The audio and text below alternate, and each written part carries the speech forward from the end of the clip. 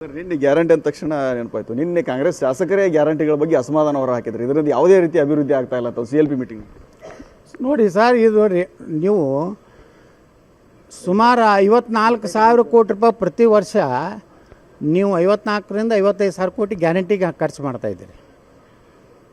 ನಿಮ್ಮ ಸಂಪನ್ಮೂಲ ಕಲೆಕ್ಷನ್ ಮಾಡಿಕೊಂಡು ಇನ್ನೂ ಒಳ್ಳೆ ಕೆಲಸ ಮಾಡ್ಬೋದು. ಅದನ್ನು ಬಿಟ್ಟು ನೀವು ಭ್ರಷ್ಟಾಚಾರ ಎಷ್ಟಿದೆ ಇಲ್ಲಿ. DK ಶಿವಕುಮಾರ್ ಹೇಳ್ತಾರೆ ವಿಧಾನಸಭೆಯಲ್ಲಿ, ರೈತರಿಗೆ 10 ಲಕ್ಷದ 10 ಕೋಟಿ ರೂಪಾಯಿ ಮಾಡಿರ್ತಾಳೆ. ನೀವು 8% ತೊಗೊಳಕತ್ತೀರಿ ಕಾಂಟ್ರಾಕ್ಟರ್ ಬಿಲ್ಲಿಗೆ, ನೀವು 10% ತೊಗೊಳಕತ್ತೀರಿ. ನಾಚಿಕೆ ಆಗ್ಬೇಕಲ್ಲ. ನೀವು ಭ್ರಷ್ಟಾಚಾರ ಬಗ್ಗೆ ಮಾತಾಡೋಕ್ಕೆ ನಿಮಗೇನು ನೈತಿಕತೆ ಇದೆ?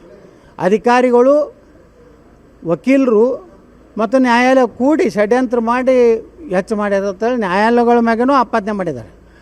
ಇವ್ರು ಮಾಡುವಂಥ ಭ್ರಷ್ಟಾಚಾರ ಇದನ್ನು ತೆಗೆದುಬಿಟ್ರೆ, ಇವ್ರು ಬರೀ DK ಶಿವಕುಮಾರ್ದೇ ಎಲ್ಲ ರೇಡ್ ಮಾಡಿ ಸರ್ಕಾರ ತೊಗೊಂಡ್ರೆ ಒಂದು ಆಲಿಮಟ್ಟಿ ಯೋಜನೆ ಪೂರ್ತಿ ಆಗ್ತದೆ. ಆದರೆ ಏನು ಮಾಡೋದು, ನಮ್ಮವ್ರು ಅಡ್ಜಸ್ಟ್ಮೆಂಟ್ ಅದಾರ, ಅದಕ್ಕೇನು ಮಾಡೋದು? ಈಗ ಅಶೋಕ್ ಅವ್ರದ್ದು ಗಟ್ಟಿಯಾಗಿ ಧ್ವನಿ ಆಗ್ತಾ ಇಲ್ಲ ಅಂತ ಅನಿಸುತ್ತಲ್ಲ. ಅವ್ರ ಪಾಪ ಅಶೋಕ್ ಅವ್ರ ಪಾಪ, ಅವ್ರ ಮೊದಲು ನಮಗೆ ಅವ್ರ ಭಾಷೆನೇ ತಿಳಿದಿಲ್ಲ, ಅದು ಪ್ರಾಬ್ಲಮ್ ಐತೆ ನಮಗೆ. ನೀನು ಕರೆದ್ರು, ನನಗೆ ಮಾತಾಡಿದ್ರು.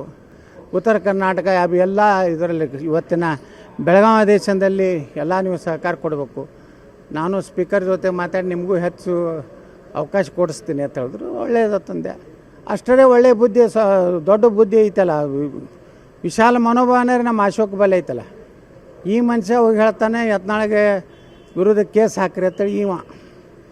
ಯಾಕಂದ್ರೆ DK ಶಿವಕುಮಾರ್ ಭಾಳ ಕ್ಲೋಸು, ಇಬ್ಬರು ಬ್ರದರ್ಸ್ ಅದಾರ ಅವರು. DK ಶಿವಕುಮಾರು, ವಿಜಯೇಂದ್ರ, ಮತ್ತಾರ್ರಿ, ಮತ್ತೇನು ಹೆಸರು ಹಗಲೆಲ್ಲ ಏನು ಹೇಳೋದು? ನಿನ್ನೆ ಗ್ಯಾರಂಟಿ ಅಂದ ತಕ್ಷಣ ನೆನಪಾಯ್ತು. ನಿನ್ನೆ ಕಾಂಗ್ರೆಸ್ ಶಾಸಕರೇ ಗ್ಯಾರಂಟಿಗಳ ಬಗ್ಗೆ ಅಸಮಾಧಾನ ಹೊರ ಹಾಕಿದ್ರು. ಇದರಿಂದ ಯಾವುದೇ ರೀತಿ ಅಭಿವೃದ್ಧಿ ಆಗ್ತಾ ಇಲ್ಲ ಅಂತ CLP ಮೀಟಿಂಗ್ ನೋಡಿ ಸರ್, ಇದು ನೋಡಿ, ನೀವು ಸುಮಾರು 54,000 ಕೋಟಿ ರೂಪಾಯಿ ಪ್ರತಿ ವರ್ಷ ನೀವು 54ರಿಂದ 55,000 ಕೋಟಿ ಗ್ಯಾರಂಟಿಗೆ ಖರ್ಚು ಮಾಡ್ತಾಯಿದ್ದೀರಿ. ನಿಮ್ಮ ಸಂಪನ್ಮೂಲ ಕಲೆಕ್ಷನ್ ಮಾಡಿಕೊಂಡು ಇನ್ನೂ ಒಳ್ಳೆ ಕೆಲಸ ಮಾಡ್ಬೋದು.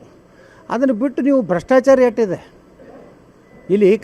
DK ಶಿವಕುಮಾರ್ ಹೇಳ್ತಾರೆ ವಿಧಾನಸಭೆಯಲ್ಲಿ, ರೈತರಿಗೆ 10 ಲಕ್ಷದ 10 ಕೋಟಿ ರೂಪಾಯಿ ಮಾಡಿರ್ತಾಳೆ.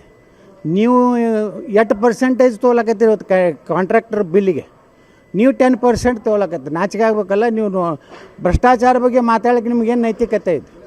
ಅಧಿಕಾರಿಗಳು, ವಕೀಲರು ಮತ್ತು ನ್ಯಾಯಾಲಯ ಕೂಡಿ ಷಡ್ಯಂತ್ರ ಮಾಡಿ ಹೆಚ್ಚು ಮಾಡಿರ್ತೇಳಿ ನ್ಯಾಯಾಲಯಗಳ ಮ್ಯಾಗೂ ಆಪಾದನೆ ಮಾಡಿದ್ದಾರೆ.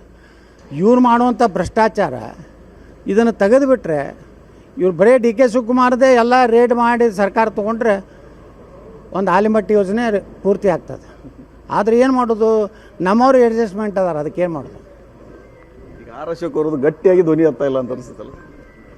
ಅವ್ರ ಪಾಪ ಅಶೋಕ್ ಅವ್ರ ಪಾಪ, ಅವ್ರ ಮೊದಲು ನಮಗೆ ಅವ್ರ ಭಾಷೆನೇ ತಿಳಿದಿಲ್ಲ, ಅದು ಪ್ರಾಬ್ಲಮ್ ಐತೆ ನಮಗೆ. ನೀನು ಕರೆದ್ರು, ನನಗೆ ಮಾತಾಡಿದ್ರು. ಉತ್ತರ ಕರ್ನಾಟಕ ಎಲ್ಲ ಇದರಲ್ಲಿ ಇವತ್ತಿನ ಬೆಳಗಾವಿ ದೇಶದಲ್ಲಿ ಎಲ್ಲ ನೀವು ಸಹಕಾರ ಕೊಡಬೇಕು. ನಾನು ಸ್ಪೀಕರ್ ಜೊತೆ ಮಾತಾಡಿ ನಿಮಗೂ ಹೆಚ್ಚು ಅವಕಾಶ ಕೊಡಿಸ್ತೀನಿ ಅಂತ ಹೇಳಿದ್ರು. ಒಳ್ಳೆಯದಂದೆ. ಅಷ್ಟೇ ಒಳ್ಳೆಯ ಬುದ್ಧಿ, ದೊಡ್ಡ ಬುದ್ಧಿ ಐತಲ್ಲ, ವಿಶಾಲ ಮನೋಭಾವನೆ ನಮ್ಮ ಅಶೋಕ್ ಬಲ ಐತಲ್ಲ. ಈ ಮನುಷ್ಯ ಹೋಗಿ ಹೇಳ್ತಾನೆ ಯತ್ನಾಳಿಗೆ ವಿರುದ್ಧ ಕೇಸ್ ಹಾಕ್ರಿ ಅಂತೇಳಿ ಇವ. ಯಾಕಂದ್ರೆ DK ಶಿವಕುಮಾರ್ ಭಾಳ ಕ್ಲೋಸು, ಇಬ್ಬರು ಬ್ರದರ್ಸ್ ಅದಾರ ಅವರು.